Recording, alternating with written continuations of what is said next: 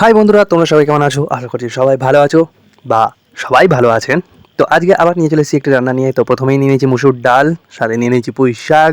তো কী হবে বুঝতে পারছেন? তো আজকে দেখি কী করি। তো প্রথমে অবশ্যই বুঝতে পেরে গেছেন, তাও দেখাই যে নিয়ে নিয়েছি একটি মিক্সির বাটি, সাথে দিয়ে দিয়েছি রসুন এবং কিছু শুকনো লঙ্কা। তো আমরা সেটাকে ভালোভাবে বেটে নিয়েছি।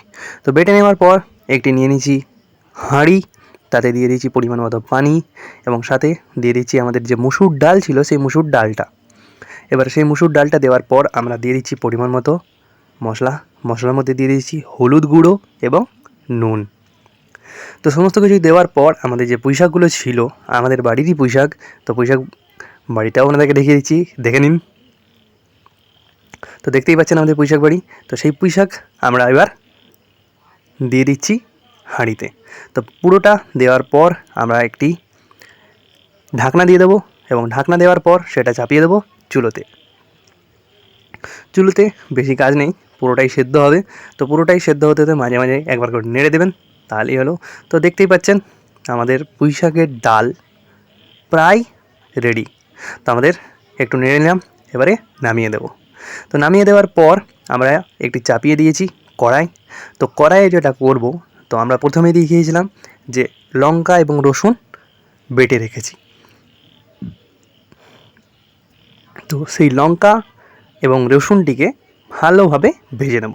তো আমরা যে এটাকে বলে বাগার দেওয়া, তো আপনাদের ওখানে কী বলে সেটাও বলবেন। তো আমরা সেই সর্ষের তেল দিয়ে দিয়েছি কড়াইয়ে এবং যখনই গরম হবে তখনই আমরা দিয়ে দিয়েছি সেই রসুন এবং লঙ্কা। তো সমস্তটাই একদম ভালোভাবে ভেজে নেব। তো দেখতেই পাচ্ছেন আমাদের ভাজা পুরো হয়ে গেছে।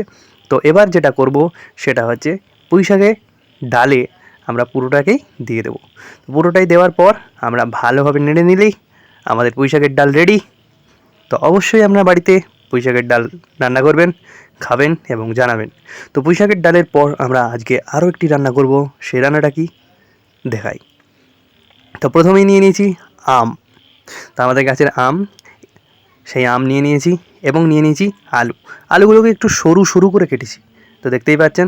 এবার সাথে নিয়ে নিয়েছি মাছের ডিম।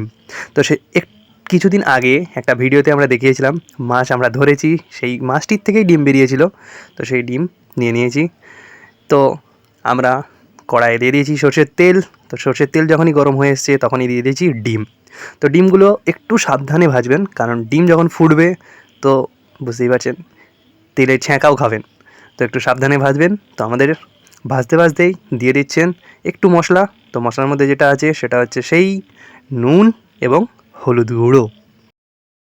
তো নুন এবং হলুদ গুঁড়ো দেওয়ার পর ভালোভাবে নেড়ে নিচ্ছি এবং নেড়ে নেওয়ার পর আমরা যে ডিমগুলো আছে সেই ডিমগুলোকে একটু ছোটো ছোটো করে কেটে নেব। তো কীভাবে কাটবো সেটা দেখতেই পাচ্ছেন। তো আমাদের ডিমটাকে ভাজতে ভাজতেই ডিমগুলোকে একটু ছোটো ছোটো করে কেটে নিচ্ছেন। তো ডিম ভাজাও চলছে এবং ছোটো ছোটো করে কাটাও হয়ে গেছে। তো দেখতেই পাচ্ছেন আমাদের সাইডেই রাখা আছে আম এবং আলু। তো এবার আমাদের ডিমগুলো প্রায় ভাজা ভাজা হয়ে এসছে। তো এবার ডিমগুলো তুলে নেব।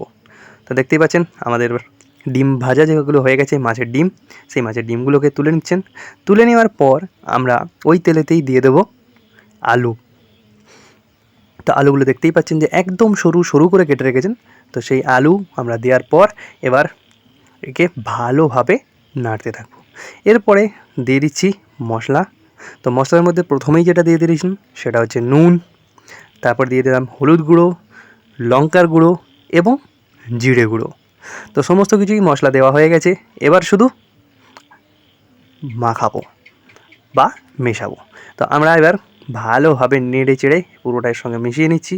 এবার সাথে সাথে দিয়ে দেবো একটুখানি পরিমাণ মতো পানি। একটু না, একটু বেশি করেই দিচ্ছি। তো সমস্ত পানিটা দেওয়ার পর আমরা ভালোভাবে নেড়ে নিচ্ছি, যাতে পুরো মশলাটা ভালোভাবে মিশে যায়। তো এবার আমাদের কাজ হলো ঢাকনা দিয়ে এটাকে সেদ্ধ হতে দেওয়া।